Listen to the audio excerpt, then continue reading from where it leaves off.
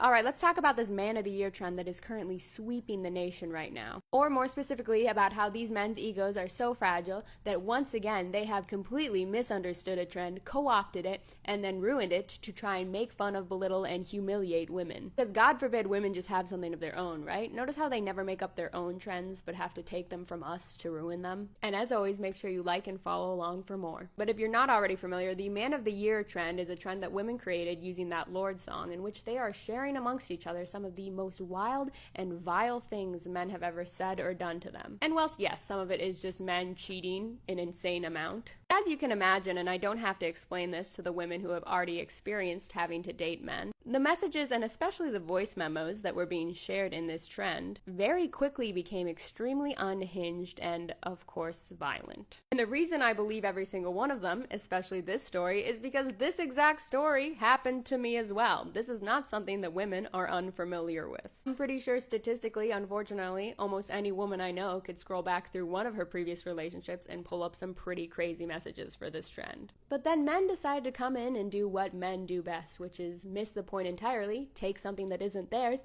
and then use it to perpetuate hate towards women. And more specifically, starting with this man right here, who is still doubling down on the video he created, in which he decided to go after his girlfriend for sending him this text, which is describing SA. She had been SA'd. This resulted in men's favorite thing, which is a lot of attention from other men backing him up, blaming this woman for being SA'd. And then it created a trend of other men who decided to come forward about their girlfriends, allegedly, and try and blame and attack them for other situations in which they're also describing being SA'd. But it doesn't end there. I noticed something off about this. If you pause to read this, it doesn't really feel like this was written by a woman to me. And then this man decided to post one that currently has over 16 million views. And I want you to pause to read his and tell me if you noticed what I noticed.